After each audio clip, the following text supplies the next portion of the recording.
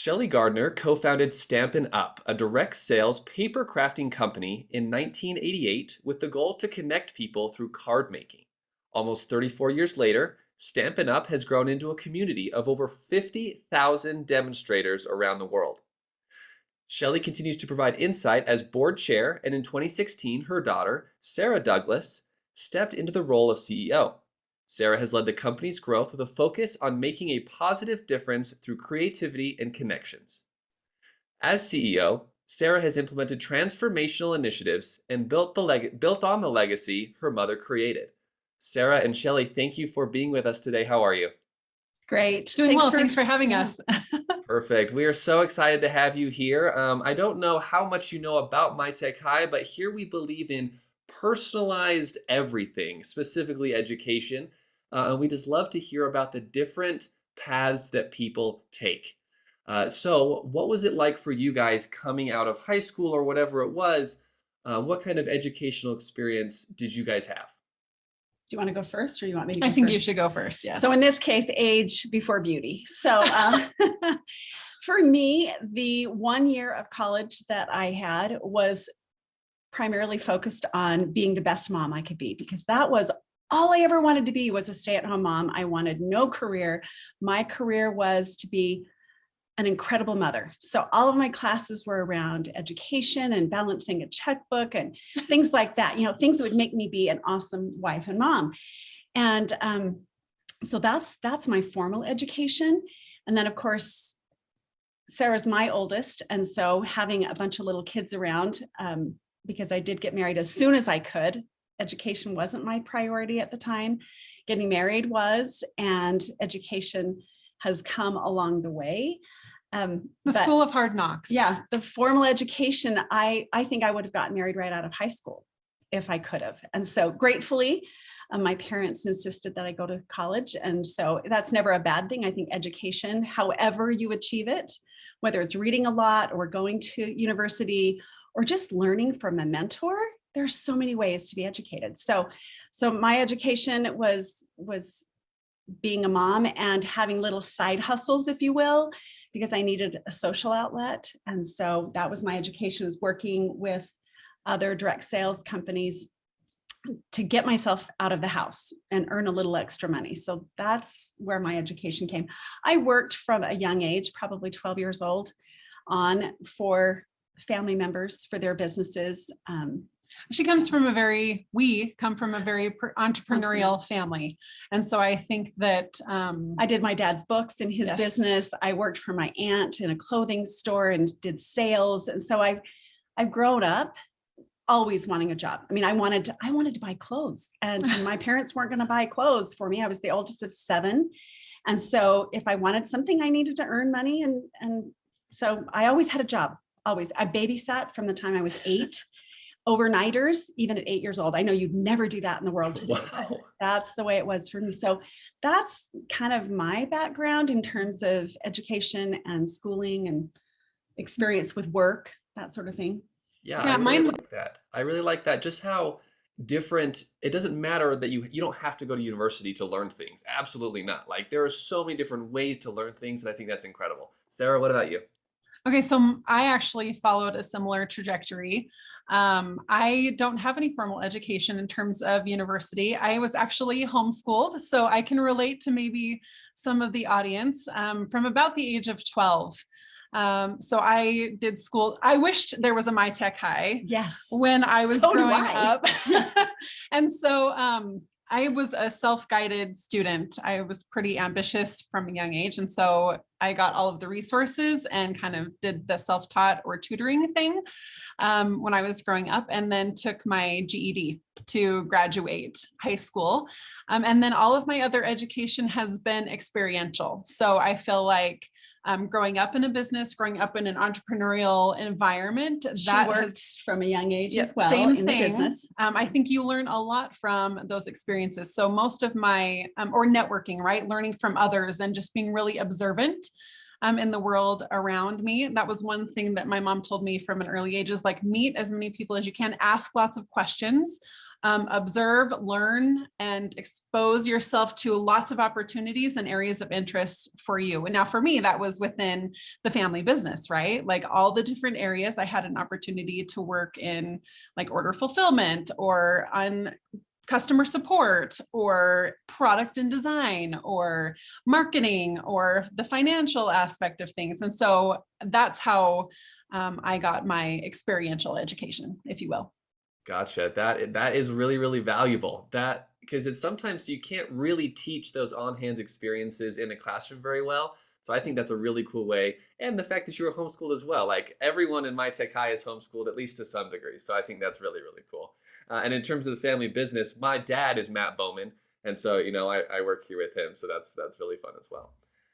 How did these educational experiences lead into jobs? It sounds kind of like you learned them at jobs. So, Shelli, you've had this company for 34 something years, and did you? And then Sara, did you just kind of work, just kind of growing up a little bit, always within it a little bit, or has that kind of been your career your whole life, or have there been jobs in between there, or has just kind of this been it?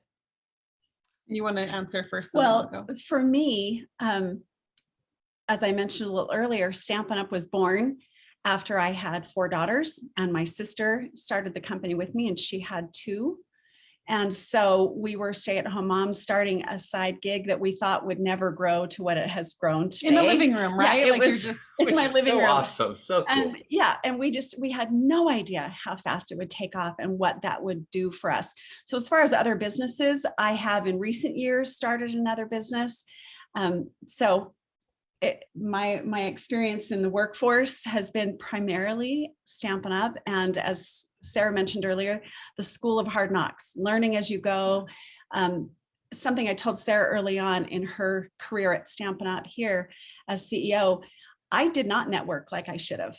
And I knew that at the time. I just felt like I was so busy dealing with the day-to-day operations of the business. Yeah. So I didn't. And I said to her, you have great people. Let them do the operations, go out and learn from people. So she has done a really great job at that. I'm really proud of her.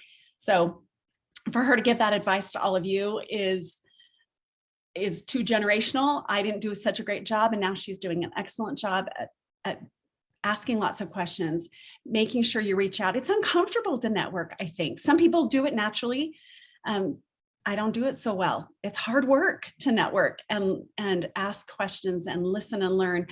I love it once I do it. I just don't make the time for it like I should have. And so now she's doing it for me. Well, and I think too, when you talk about your pathing, like you mentioned that you were involved in other direct sales companies. And I think that's an education in and of itself that led her to start one. Well, and that's why we chose the direct selling multi-level path for Stampin' Up, was because both my sister and I had experience with direct selling with different kinds of companies, toys, makeup, home decor. So we knew the model and that it worked and that it was something that resonated with us, and we were positive that. And you made it your own. I think that when I think about her path too, I think that it was like they saw a need, at least the way that I remember it, right? As a child, they saw a need in a market and took advantage of that. So I think solving a need and providing a service and a way to connect was key to the success of the business. Well, and it was different for both of us. My sister needed the income. I didn't need it as much. Certainly we could use it. I needed the social. I had 4 girls and they were all pretty close in age. I needed to get out. And so there were multiple needs, but she was meeting her need, I was meeting my need, and we knew there were other people in the world who had the same needs that needed to be met. So I think, to Sara's point, meeting needs is a great way to start a business, looking what the needs are. And we see it all the time. I've watched several of these podcasts and been amazed at the people you've had on here and what they've done at all ages. It's awesome. Yeah, it is really cool. And you just think, okay, where is a need and how can I fill it? And in the end, you just kind of make it fit to your life. Like you said, maybe you didn't need the income as much as your sister did, but you needed other things in part from starting the business or from running the business or whatever. And I think that's really cool. And yeah, like you said, we've had other people on here that just kind of see a need and fill it. Same with My Tech High. Like we needed personalized home-led education, and bam, We found it and we got Where it. were So where were you 30 years ago? It would I have been know, so cool seriously. It for would me. have been. Yeah. No, I So think yeah, go for it. in terms of my path, I think that mine has been, of course, within this Stampin' Up bubble. I will point out though, my husband went to college, right, and graduated. He has a master's degree in design, and I like to think that I got a little bit of that education right along with him. And so while Well, it was something you were interested in, yes, passionate about, learned so. with him, and I think that that helped me. He's as a designer, so he's creative as well. I got some of that education with him, and that actually led me down a path here at Stampin' Up. So I leaned toward the creative side of the business, but my experience and where I found the most fulfillment and the most joy and the most a place where I could add value was in that marketing and creative side of things. And so that's kind of how my professional career moved forward, is just using the product, marketing the product, understanding the sales aspect of things. And so that's where I'm passionate. And my mom was really great about saying, okay, she didn't say you have to be part of the business. Like that was never a thing, with her. She's just like, just explore different experiences and explore what you love and explore where you're passionate. And The last thing I wanted was a family business where you force your kids to be second generation whatevers. That just, thankfully, we've got several generations that work at the business, and I'm grateful for that, but it's never been a, you must, we've all seen movies. That doesn't usually work out so well. So Yeah, I think that's really cool, because then you just find your passion within a comfortable environment. You have peers and parents and family around you just to kind of help guide you. And then you just, because I'm sure, Sarah, you probably tried a little bit of this and a little bit of that, a little bit of because one business, regardless of the industry, they're all relatively the same. And so you kind of have to find what part of the business you like being in. So that's fun that you found it. And as well, Shelli, that you both found it as well. That's really cool.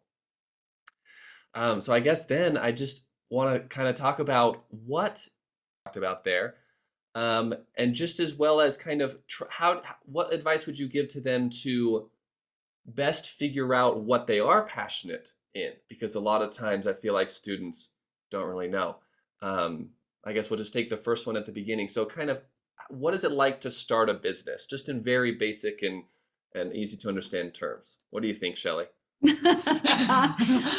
looking back, one of our suppliers said early on in our business, "You have no business being in business." And he said those words to us.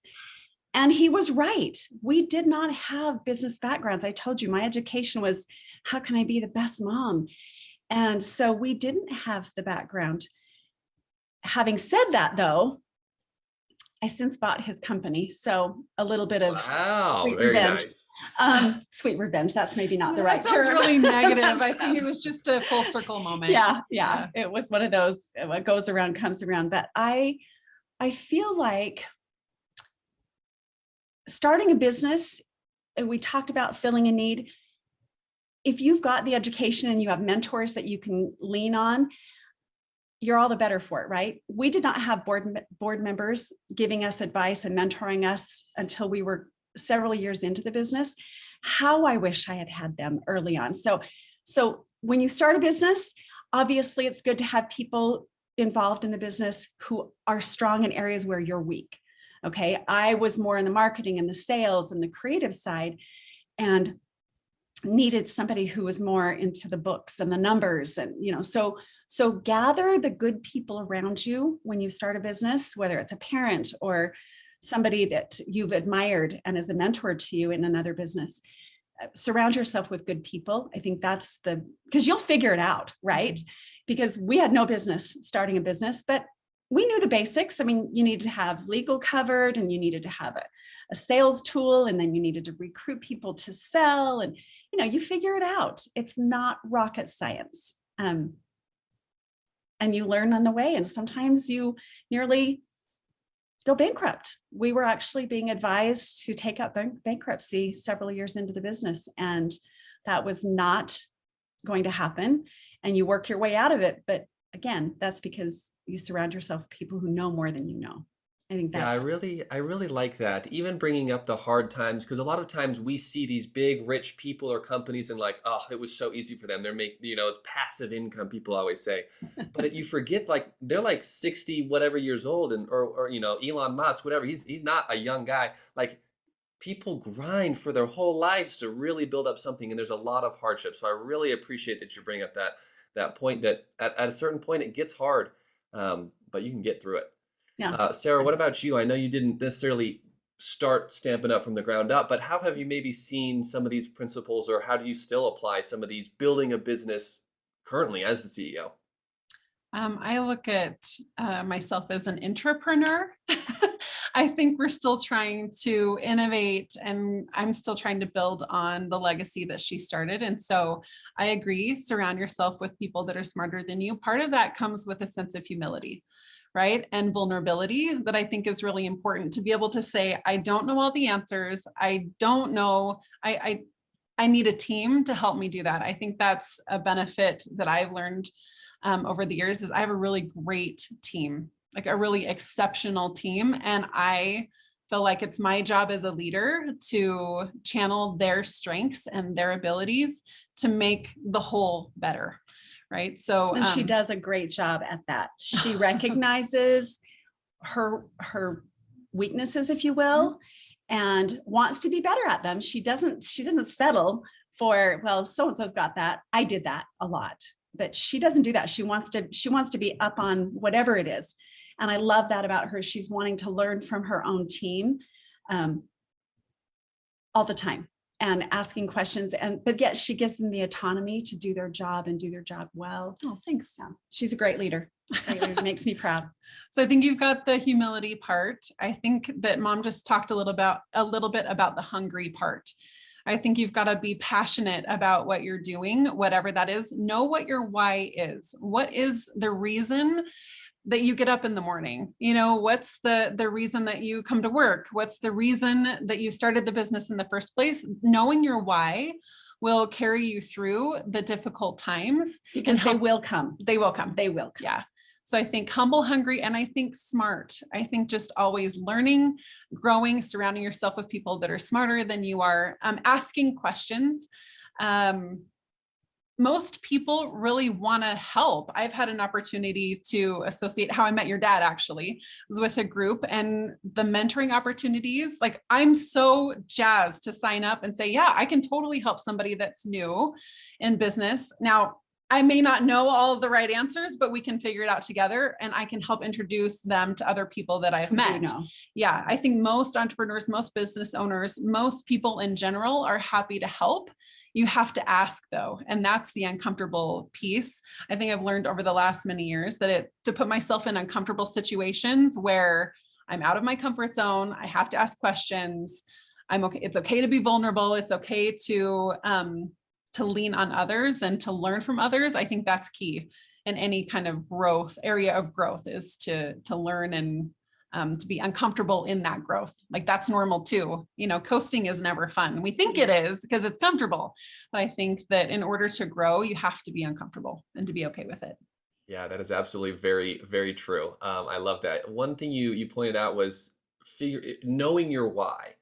How would you say, or what advice would you give to figure out your why? Okay, that's a really good question, and you can chime in too. Okay, so I think in figuring out your why, I think knowing what your value system is, right? Knowing maybe what you're passionate about. I mentioned that. And then the job to be done, right? What are you helping someone else with? Like my why is to make a positive difference in people's lives, right? And so this is just the vehicle that I'm using to do that. And so I think, what is your passion? What is it that you're going to do or be involved in that makes a difference somewhere else, whether for you or your family or the business or whatever the case may be? Know what drives you, and that doesn't change if you understand and kind of have some self-reflection and some self-awareness. Like, yeah, I really don't love this aspect of business, or I really don't love this aspect of this professional avenue, you know, like I know what you love, be really honest with yourself, and then shore up the other areas. But it's really important to be able to be introspective and understand what drives you as a person.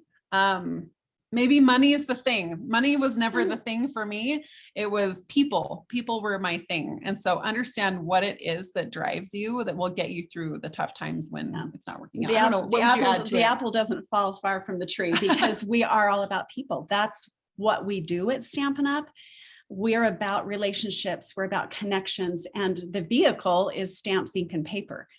The business, the networking, but it's all about people. And so for me, I mean, bringing my pillow to work and sleeping on the floor of the office, not now, but back in the earlier days, that was common. And, you know, getting 2 hours of sleep in a 74-hour period, not something I'd recommend, but it happened a lot. But because I knew my why and I was passionate about the people who worked with me and for me in the business, you can get through anything. And when you've got a supportive family support system, whether it's, you know, a friend or somebody else, I think that helps too in getting through the tough times, because they will come. As you mentioned, every business owner, successful or not, has had hard times. It just is part of growing a business. And you look back and you're grateful for those times. It's part of what's defined you personally and what will define your business. Can I answer that a little differently too? Just a really tactical answer. Simon Sinek writes a really good Find Your Why. That I don't know. I'm such a reader. I love to devour. She reads fast, so she reads a lot. I love to devour books, and he's got a couple that talk about finding your why in like a workbook. And he talks about having people close to you help you extract your why and ask you lots of really good questions. So for any of you out there who are readers, look that up. And maybe that will help guide you down that path of finding your why. By the way, when you're young, I'm thinking about my kids. You know, I have kids that are out of the house and in the house, and they're all trying to figure out their path. And it's going to be messy for a little while, and that's okay. You have to try different things. You might feel right now that you're really passionate about, because we've talked a lot about that, being passionate about whatever it is. You might think you know what you want to be when you grow up next year or 10 years from now, 20 years from now. But until you actually try whatever it is, and lots of those things, you really won't know. Right. And that's okay. If you try something thinking, well, this is what I told myself I'm going to be all of my, you know, high school years or college years, and then it doesn't work out, so that's okay. Try something different. You'll find what it is. You'll know it. You'll know it when you know it. I think it clicks. And I think saying yes to opportunities, like I said, to step outside your comfort zone might lead you down that path. So yeah, I think that's a different way to answer that. I hope that's okay. I think all the different ways to answer it are really valuable. So thank you. I think that insight is awesome. I absolutely love it. And it's cool to see just the different perspectives and different ways we can go about it. I really appreciate that. Just to end here, do you have any plugs or anything for you guys? If any students wanted to maybe reach out on LinkedIn or Stampin' Up or anything like that, anything there? Well, let's see. How would you respond? I know to that on a lot of the other podcasts, I'm on LinkedIn, but I don't use it like I should. I use it to check on somebody. Instagram, same thing. I'm on just so I know what my grandkids are doing. So to reach out to us, I have a blog, soshelli.com. Sarah's on Instagram and Facebook. We've chosen to kind of take. I'm on LinkedIn as well. Yeah, but we don't use it like we should. I use LinkedIn. So if you wanted to reach out on LinkedIn, I think if you want to know more about the business or the product, you can go to stampinup.com. Right. And we mentioned those 50,000 demonstrators that are in 9 countries. On stampinup.com, you can locate some of them and they can talk about their experience as they start their business. Some of them are really happy stampers, right? They don't run a business, but some of them do. Some of them do. And their perspective would be different than ours. And there are 50,000 to choose from. So depending on where you live, you can find some of them. And I'm sure that they would be happy to tell you about their Stampin' Up journey as well. So I don't know, did that answer? Yes, Like that was in a perfect. number of forms that you How can, you can reach us and know more about. and know more about Perfect. Stampin' Up. Yes, I we've would got- also say that if you have never paper crafted, when you go to the website, we have some kits. So look at under kit collection or our subscription kit, Paper Pumpkin. If you want to do something crafty and fun at home as part of, you know, art or whatever you're looking at, you know, a hands-on experience, that's also a great way to go. That is absolutely perfect. So we've got stampinup.com and then Shelli Gardner and Sara Douglass. Perfect. Yeah, All right. Well, perfect. thank you guys so much for your insights and everything. And we really appreciate you sharing your story with us. Well, thanks Awesome. for having us.